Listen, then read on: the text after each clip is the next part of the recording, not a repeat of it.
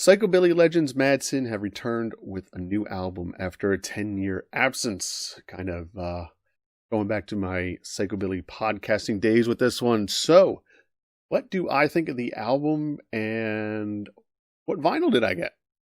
Stick around and find out.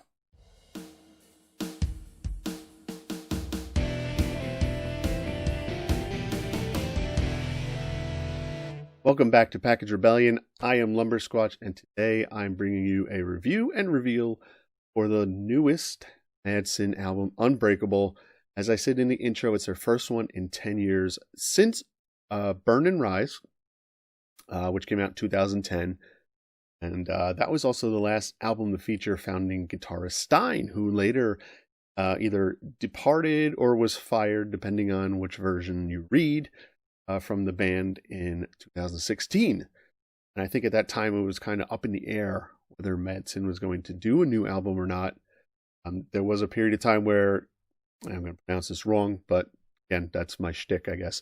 Kofti DeVille, the lead singer, and also I think the sole founding member left in the band, was doing like vlogs about recording progress, but then I think that kind of stopped. So we never hear anything. And it was basically the beginning of 2020 that things kind of started to come out about a new album. And then the pre-order went up beginning of July. I pre-ordered it, obviously. More than happy to do so.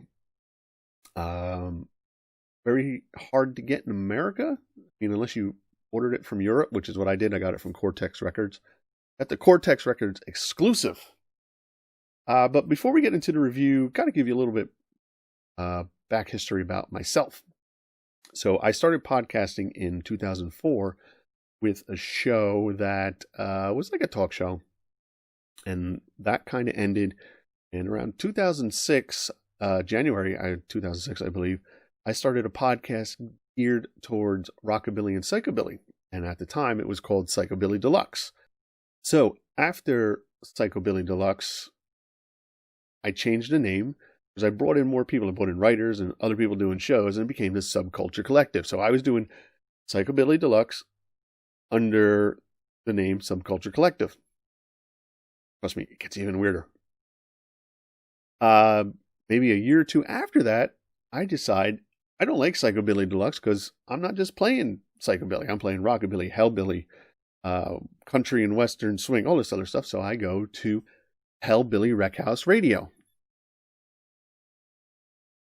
Guess what? A year or two later, I go, I don't like Hellbilly Wreck House Radio. I think it's just Hellbilly Wreck House. Shortly after that, I don't like Hellbilly Wreck House. I'm going to Wreck House Radio.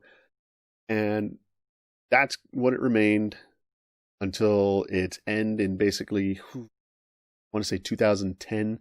Maybe even a little bit after that, 2012. I don't remember because the shows became few and far between. It was easily recognized as one of the most popular psychobilly podcasts out there. It was constantly in the top 100 music podcasts on iTunes. In fact, I think it was the only psychobilly podcast at the time in the top 100 on iTunes. And sometimes we would be even in the top 20s, and I think there were a couple of times in the top 10 we made it. So it was pretty big, and I was pretty well known in the psychobilly community. And actually, Madsen kind of holds a special place in my heart.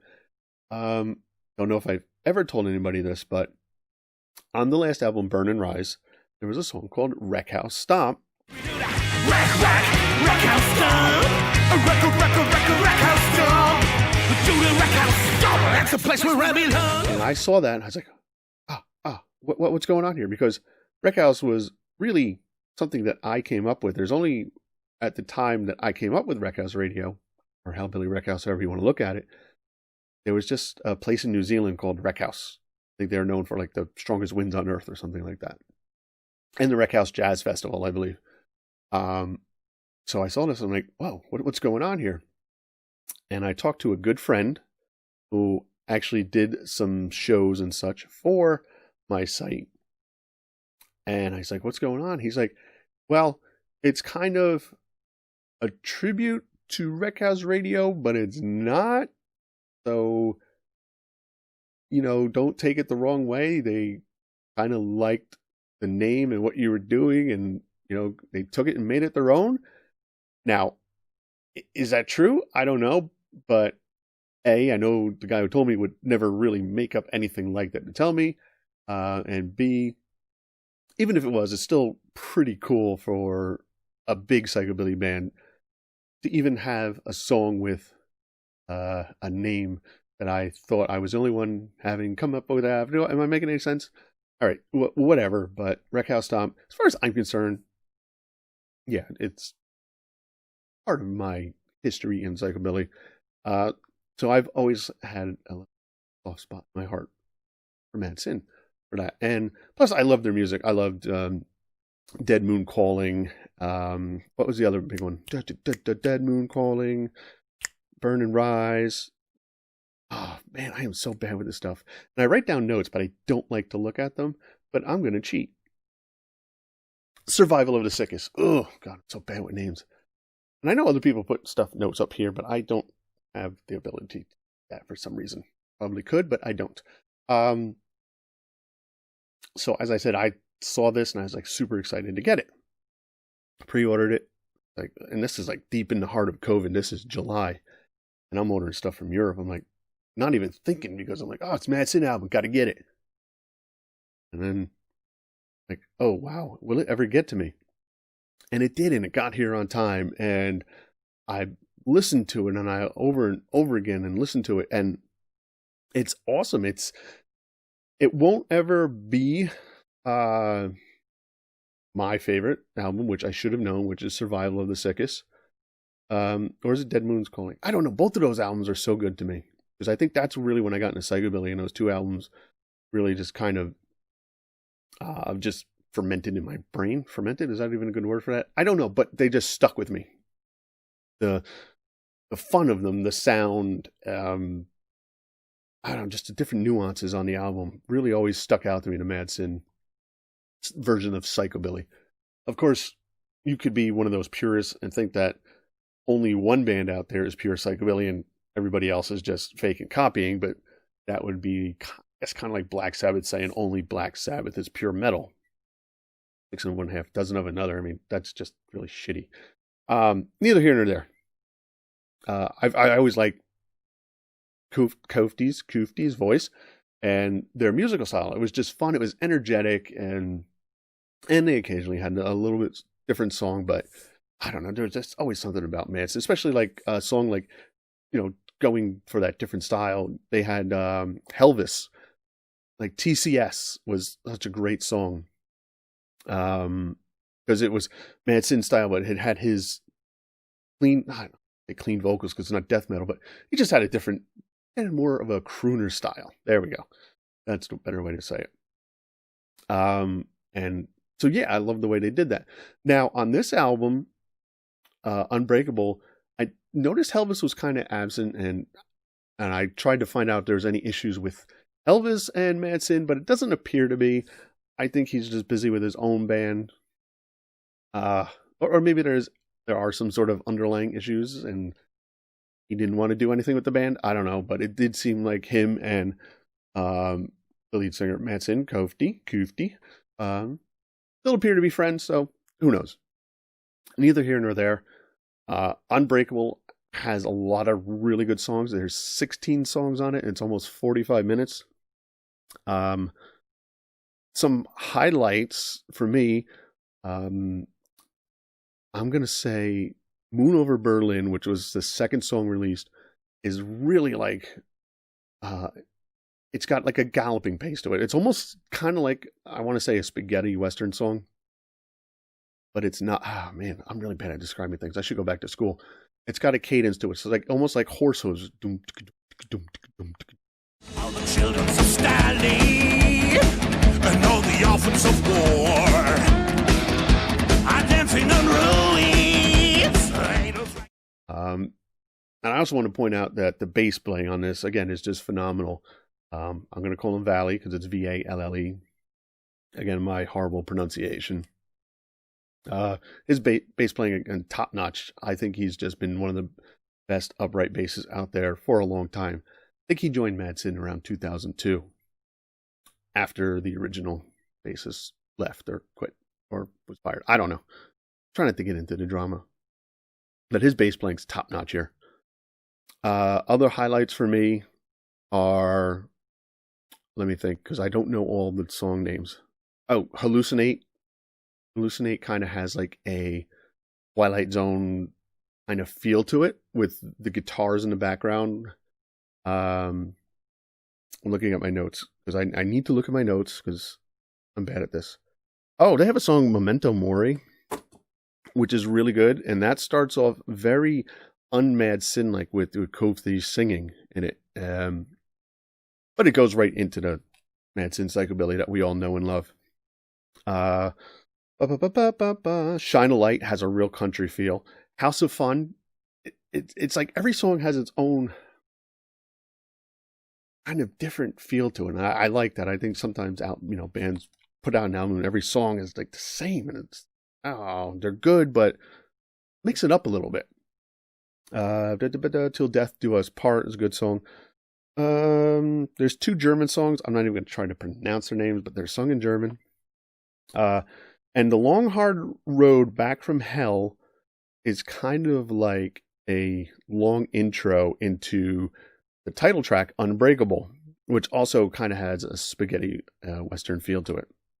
But if I had to pick one, I think right now, Moon Over Berlin, for me, just the feel and the groove of it is just an awesome, awesome song. I also want to point out, too, that the intro to the album, I don't know if you call it a song, it just says intro, is done by Stu Arkoff, formerly of Zombie Ghost Train, which was a great psychobilly band from Australia or New Zealand. I'm going to say Australia. I mean, they were super catchy hooks and, whoa, that's a big ass spider that I'm going to have to kill. Where did that come from? Well, so here's what's going to happen.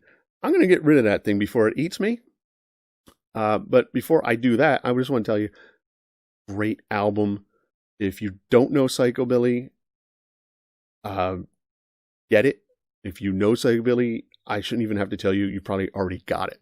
So that thing is about the size of a freighter. It might not even be a spider. It might be some sort of alien. Holy crap. But I'll be back and we'll do the vinyl after this. All right. Sorry to get distracted there.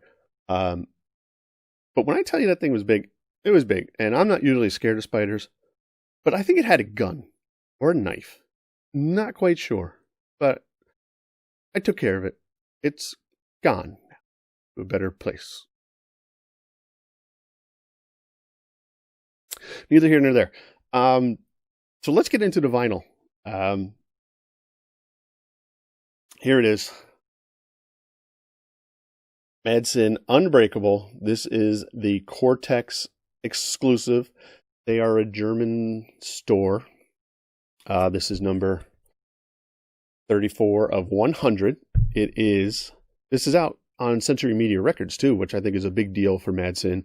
The last few albums came out on I Used to Fuck People Like You and Prison Records. Limited edition color is gold. So I'm going to open this up and then I'm going to complain about psychobilly while I'm doing this. And the reason why I'm going to complain is I've never seen a niche of music where they don't want to be, I don't know, they get mad when nobody shows up to shows, but they also get mad if too many people show up. It's like they want to be known, but at the same time, they don't want to be known. Here on the East Coast, I'm in New Jersey, in case nobody knows. Psychobilly is really pretty much a dead scene. For a while there, in the early mid-2000s, the scene looked pretty good. We had shows in Philadelphia and New York. There were promoters who were actively in the scene pushing these bands. And it was great because there were psychobilly bands who were huge on the West Coast and the Southwest, Europe, obviously. and they didn't play the East Coast. I'm thinking like Guana Bats. I saw Mad Sin at Asbury Lanes, and I don't know when the last time they played the East Coast was, even before that. And that was their only show. That had to be 2007, 2008. It's a weird genre. It's so niche that's just the way they want to keep it. Like, and I don't get it. I mean, there's so many great psychobilly bands and so much great musicianship in psychobilly, that when a band like Tiger Army does something and they change their sound, they're sold out until somebody needs them, and then it's they're the greatest thing ever. But it's such a weird sub genre, being a mix between rockabilly and punk, and even metal. I mean, Black Rose Phantoms, they play like thrash psychobilly. It's crazy. Los Duggins, or Duggins, depending on how you want to pronounce it, were a folk-a-billy thrash band. They played thrash folk with psychobilly elements. I mean, there's so much variety in the psychobilly scene, and there's so many awesome bands, but some of them just don't want to do anything to take that next step to get out.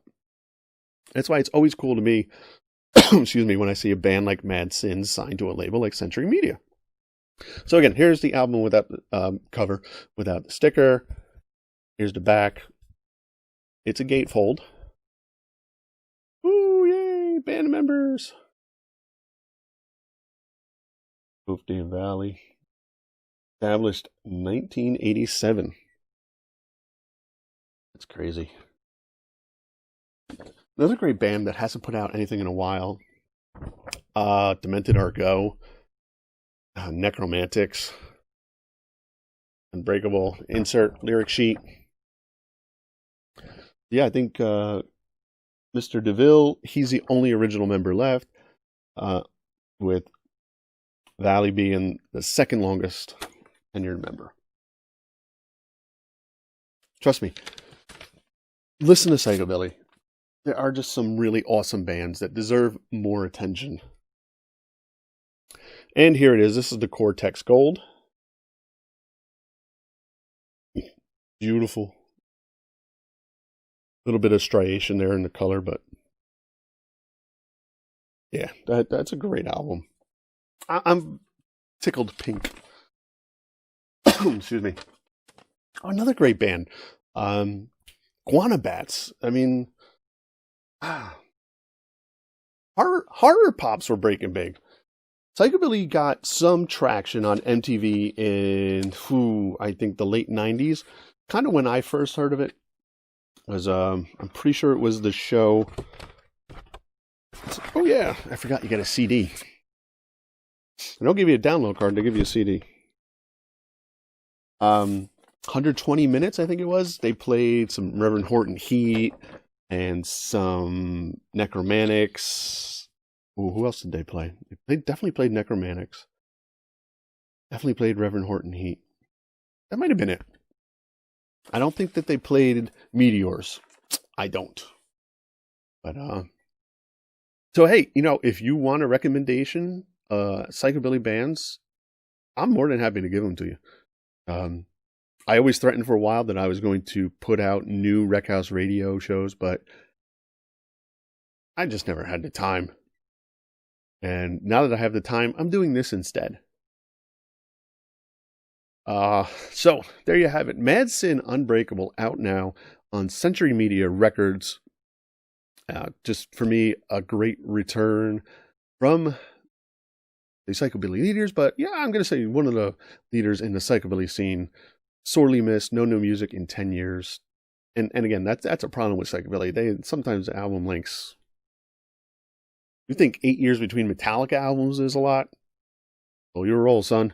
Go out and get this, or at least listen to it. Try to expand your musical senses.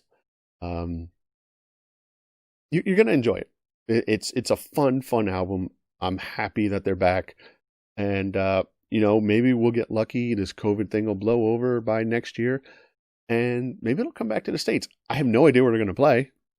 Because nobody's booking shows around here, psychobilly shows. But whatever. It is what it is. So make sure to like, comment, subscribe the video, hit the bell for notifications. I will put all the band information down below. As for me, I'm Lumber Squatch. This has been Package Rebellion. Thank you for watching. Thank you for sharing. Thank you for all you do. I'll talk to you next time.